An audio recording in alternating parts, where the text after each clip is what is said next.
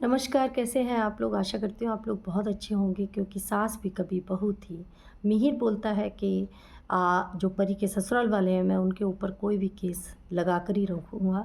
मैं उन्हें छोड़ूँगा नहीं क्योंकि वो जिस तरीके से कर रहे हैं मेरी क्योंकि परी गलत हो ही नहीं सकती, उसके साथ कोई गलत कर ही नहीं सकता है और वो किसी के साथ गलत नहीं कर सकते। तो हेमंत भी बोलते हैं कि हाँ, भाई बिल्कुल सही कह रहे हैं कि हम परी का बदला ज़रूर लेंगे। उसी बीच में तुलसी अपने वहाँ से आती है और बड़ी बेहोश, बड़ी थकी हुई, बड़ी गुस्से में इस तरीके से होती है।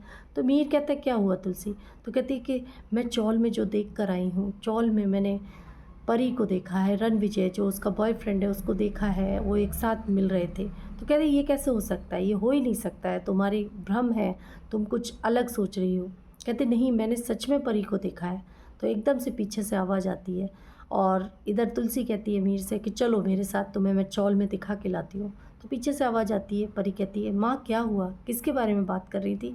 क्या कह रही थी? तो एकदम से तुलसी देखती है और एकदम से अजीब तरीके से देखती है और कहती है तुम यहाँ कैसे? कहते कि हाँ, मैं तो यहीं थी, मैं तो दक्षा काकी के साथ कॉलेज गई थी, वो मेरे साथ ही थी।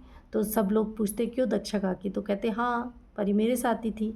और फिर उसके बाद एकदम से परी को याद आता है कि किस तरीके से उसने अपनी माँ को पागल बनाया है। क्योंकि जब वो चौल में पहुंची थी तुलसी, तो परी ने जैसी देखा कि माँ उसकी बेहोश हो गई है, उसने रणविजय से कहा कि अब क्या करें। तो एकदम से रणविजय को ये बोलते ही कहा कि मेरी माँ ने ज़रूर हम दोनों को देख लिया और मुझे यहाँ से जाना पड़ेगा। और वो सब चीज़ें छुपाते हुए कहती है मिहिर से कि माँ हमेशा मुझ पर शक करती हैं। मेरी किस्मत ही बहुत ख़राब है कि मुझे ऐसे माँ बाप मिले हैं। मेरे ससुराल वाले भी मुझे नहीं समझते हैं, वो लोग भी मुझे दुःख देते हैं, कष्ट देते हैं और इधर माँ भी मुझे नहीं समझ रही है।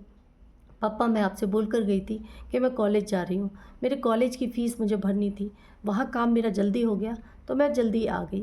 पर जिस तरीके से माँ मेरे पर इल्ज़ाम लगा रही है, तो फिर तुलसी कहती है कि मुझे तुमने नहीं, मुझे वृंदा ने बताया है और वृंदा ने मुझे सब कुछ सही-सही दिखाया कि तुम वहीं थी, तुम रणविजय के साथ थी।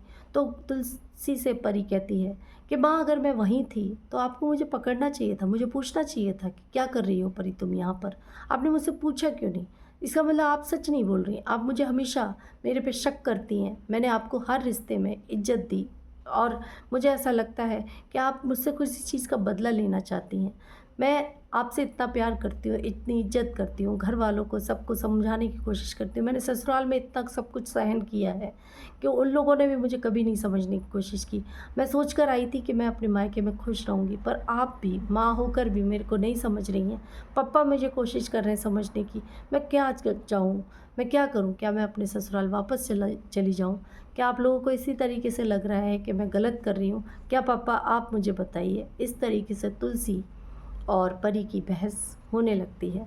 तो मीर उसे लेकर चला जाता है परी को अपने साथ। उसके बाद परी तुलसी के सामने खड़े होकर सोचती है, ये ऐसा क्यों हुआ? मेरे साथ ही ऐसा क्यों हुआ? तो पीछे से उसके कंधे पर हाथ परी रखती है और कहती है, क्या हुआ माँ? आपको मुझसे ही क्यों बदला लेना है? क्या मैंने ऐसा आपका क्या बिगाड़ा है? तो तुलसी कहती है कि तुमने झूठ क्यों बोला परी? तुम अगर वहाँ गई थी तो तुमने बताया क्यों नहीं? तुमने सबके सामने मुझे क्यों झूठा ठहराया? तो कहती है कि माँ मैंने आपको झूठ नहीं बोला है, मैं सच में नहीं गई थी चौल। फिर उसके बाद तुलसी उसे झटके से मतलब झटका देती है और कहती है कि तुम मुझसे झूठ नहीं बोल सकती हो। तुम जिस तरीके से व्यवहार कर रही हो, सबको तुम पागल बना सकती हो, मुझे पागल नहीं बना सकती हो। तो फिर कहती है कि तुम झूठ बोल रही हो, तो फिर तुम मीर को पागल बना सकती हो, मुझे नहीं बना सकती। तो फिर दोनों दोनों बात करते हैं आपस में और परी कहती है कि ठीक है, आप मेरी माय लॉर्ड बन रही हैं, तो मैं आपको सच बताती हूँ, मैं सच में चौल गई थी और आपने मुझे ही देखा था और मैंने सबके सामने झूठ बोला क्योंकि जो अजय है वो दूध वाला लगता है, मुझे उससे कभी प्यार ही नहीं हुआ था। पप्पा ये रिश्ता लेकर आए थे और मैं रणविजय से परेशान थी, उसने हमें धोखा दिया था, तो मैंने इसलिए जल्दबाजी में शादी कर ली। पर मेरी और उसकी कोई आज तक हम लोग एक दूसरे के करीब नहीं आए हैं, मुझे उसमें कोई इंटरेस्ट नहीं है और अब मैं रणविजय से ही प्यार करती हूँ और मैं उसी से मिलने चौल में गई थी।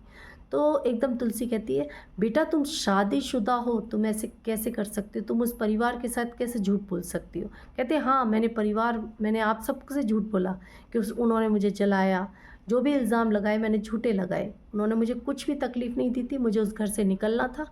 तो एकदम तुलसी उसको कस के पकड़ती है और कहती है, बेटा ये बहुत गलत बात है, तुम जानती हो जिस लड़की को जलाया जाता है उसके साथ किस तरीके से होता है? तुम धोखा दे रही हो, तुम ऐसे कर सकती हो, कैसे कर सकती हो? ये खेल नहीं है, ये शादी है, इसमें विश्वास होता है। कहते आप नहीं समझती, आपको एक प्रॉब्लम है ओटीडी, जिसमें ऑब्सेसिव ट्रस्ट डिजीज़ की प्रॉब्लम होती है। आप हमेशा एक महान औरत बनना चाहती हैं, आपको ये पता ही नहीं है, आपको अपनी लड़की से प्यार नहीं है, क्योंकि आपको अपनी लड़की से इसलिए प्यार नहीं है क्योंकि मैं आपकी औलाद हूँ ही नहीं। आपकी अगर मैं औलाद होती तो आप मुझे प्यार करती, और मैंने ये सब इसलिए किया है कि जिससे कि मुझे, अगर मैं सच आपको बता देती कि मैं अजय से प्यार नहीं करती हूँ, तो तुलसी कहती है अगर तुम बता देती तो हम कोई और रास्ता ढूंढते। कहते आप कोई रास्ता नहीं ढूंढते, आप मुझे जायदाद से दखल अंदाजी नहीं करने देते, आप मुझे जायदाद नहीं देते। तुलसी ये सुनते ही एकदम से घबरा जाती है, अकेली हो जाती है। क्या उसकी परवरिश इसी तरीके की थी? क्योंकि वो तो तुलसी है, वो तो घर को जोड़ कर रखती है, वो अपनी बेटी से भी यही उम्मीद करती है। क्या आगे तुलसी और परी का रिश्ता अच्छा हो पाएगा? क्या परी सच में रणविजय के साथ शादी करके चली जाएगी? क्या आज की लड़कियां इसी तरीके से सोच रही हैं? मेरे साथ जुड़े रहिए अगले एपिसोड में जानने के लिए। धन्यवाद।